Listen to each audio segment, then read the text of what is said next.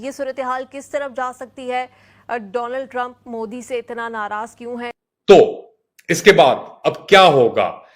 जो भी आप बात कर लें, एक बात वाज़ेह है, नरेंद्र मोदी जैसा भी दुनिया के अंदर अपना पाकिस्तान से जैसे समझे या और दीगर ममालिक कैसे समझें, आप इल्जाम लगा दें नरेंद्र मोदी के ऊपर, यार उसने ये किया नहीं किया, मगर जब हिंदुस्तान की बात आती है और खुद मुख्तारी की बात आती है तो नरेंद्र मोदी से बेहतर आपको इस पूरे निजाम के अंदर कोई नहीं मिलेगा।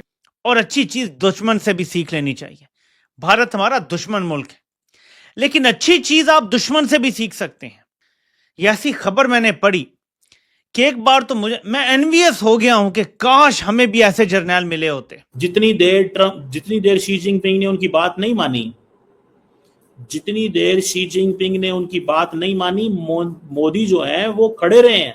उन्होंने कहा सॉरी। जीत हिंदुस्तान की ही होगी इस पूरी कश्मकश के अंदर, क्योंकि इंडिया की जो मार्केट है, आप 1.5 अरब लोगों की मार्केट है, उसको अमेरिका इतनी आसानी से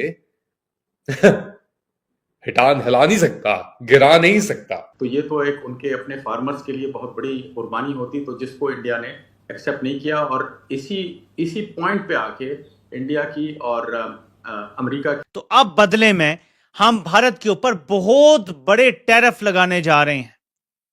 ये ट्रंप ने रैंट किया, इसका जवाब देखें।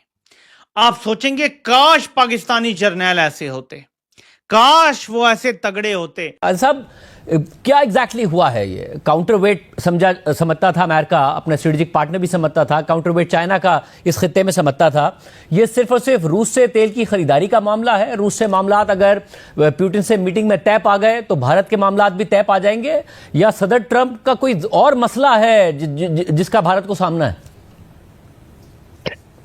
शुक्रिया शाहजेब। सदर ट्रंप के तो बहुत सारे मसाइल हैं और उसका सामना पूरी दुनिया को है, अमेरिका को भी है। आई डू नॉट थिंक कि सिर्फ रूसी तेल का मसला है, क्योंकि इन वे तो देखें, जो भी हमारे ताल्लुकात हों भारत से, वो तो भारत के साथ ज्यादती हो रही है ये मसला उठा के, क्योंकि वो तो पहले भी उन्हें पता था, एक तरह से अमेरिकन रजामंदी के साथ ही था जो भी था।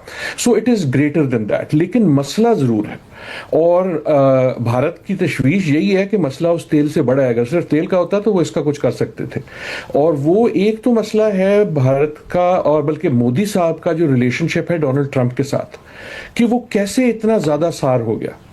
क्या वो इसलिए हो गया कि दोनों एक दूसरे को, लेकिन पाकिस्तानी जर्नैल वाहिद हैं जो अपने मुल्क, अपने वतन, अपनी कौम के साथ गद्दारी करते हैं। अब वो धमकियां भारत को दी जा रही हैं, लेकिन भारतीय जर्नैलों ने रजीम चेंज ऑपरेशन करने से इनकार कर दिया है।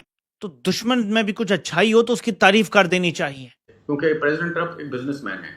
वो हर वो मौका इस्तेमाल करेंगे जिसमें अपने ओपोनेंट को थोड़ा सा प्रेशर करें ताकि वो मजबूर हो नेगोशिएशन पे। तो उन्होंने इंडिया को मजबूर करने के लिए पाकिस्तान का साथ दिया, और फिर वक्तन फवक्तन जहां वो जाते हैं वो मेंशन करते हैं कि मैंने जंग रुकवाई। चले सही है, इंडिया की इकोनॉमी चाइना की जितनी बड़ी नहीं है, मगर इंडिया की खुद मुख्तारी जो है वो बिल्कुल चाइना की तरह ही है। और ये खुद मुख्तारी का अब जो मेरे ख्याल से बेस्ट रिप्रेजेंटेशन जो दी जा रही है मोदी सरकार की तरफ से, वो ट्रंप की जो बुलिंग टैक्टिक्स हैं और टैरिफ्स हैं उसका मुकाबला करते हुए। और मैं एक और बात बता दूं आपको, ये अभी ये जितने अमेरिका टैक्सेस लगा लेना, इंडिया जो डट गया है अब इस चीज के ऊपर, इंडिया ही इसके ऊपर आगे निकलेगा।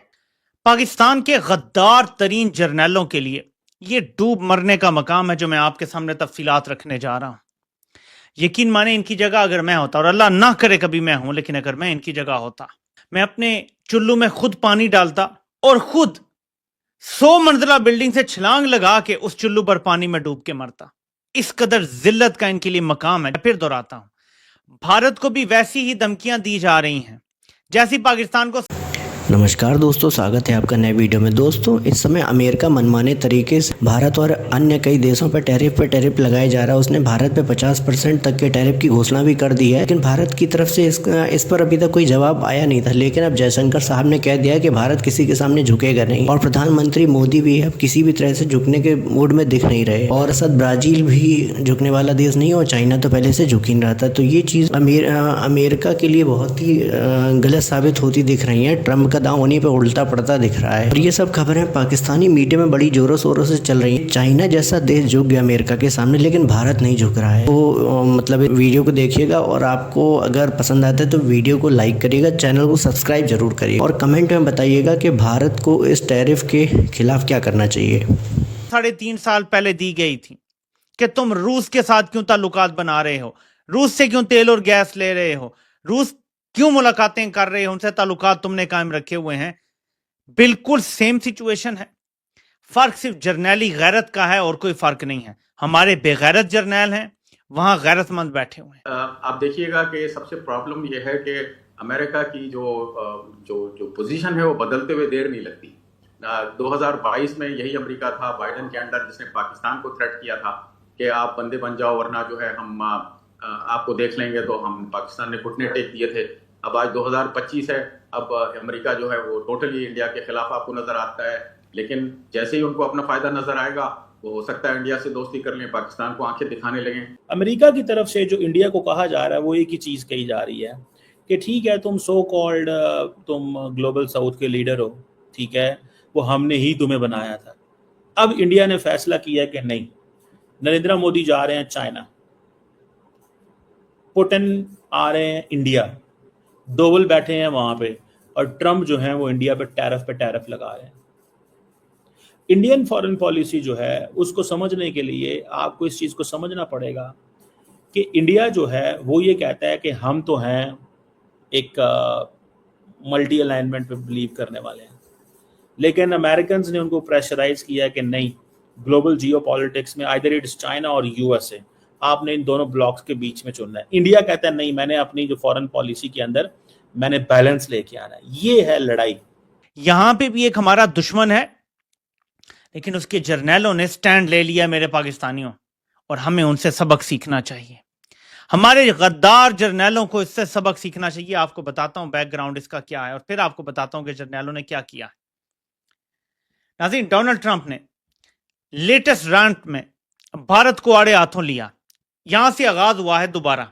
भारत ने क्या किया है वो मैं आपको आगे बताता हूं।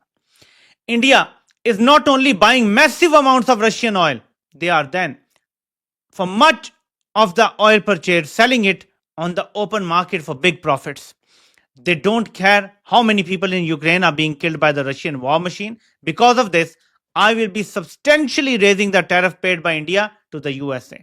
और तीसरी चीज ये हुई कि इंडिया की जो एक्सपोर्ट्स हैं यूएसए को, वो कोई इतनी खास नहीं है। एक उनका राइस है जिसमें हर तरह के आ जाते हैं राइस, जिसमें पार बॉइल्ड राइस भी आ जाता है जिसको हम जोशी चावल कहते हैं, बासमती भी आ जाता है, मोटा चावल भी आ जाता है, टेक्सटाइल्स और अपैरल हैं इंडिया के, और तीसरी चीज़ है जेम्स एंड ज्वेलरी। ये कोई इतनी खास ऐसी चीज़ें नहीं हैं कि जिसपे इंडिया का जो है इकोनॉमी रुक जाएगी या इंडिया को बहुत मुश्किल पेश आएगी।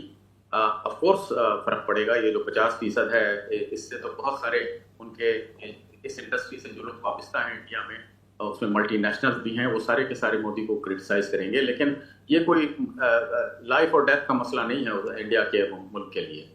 हर बड़ी मेशत की तरह, गौर से सुनिएगा, हर बड़ी मेशत की तरह भारत भी अपने कौमी मफादात और इक्तिसादी सलामती के तहफ़्फ़ुज़ के लिए तमाम जरूरी इकदामात करेगा। एब्सोल्युटली नॉट बोल दिया है भारत ने अमेरिका को। जब इमरान खान ने एब्सोल्युटली नॉट बोला था ना मेरे पाकिस्तानियों, तो बाजवा ने रजीम चेंज ऑपरेशन कर दिया था पाकिस्तान में। गद्दारी अपॉन गद्दारी हुई थी पाकिस्तान में, और उसका नतीजा यह निकला इन जर्नैलों की बुज़दिली की वजह से। सिर्फ गद्दारी नहीं, देखिए गद्दार बुज़दिल होता है, वरना वो गद्दारी ना करे। कोई भी बंदा जो बहादुर होता है ना, वो कभी भी गद्दारी नहीं करता। हमारे जर्नैल बुज़दिल हो जाते हैं,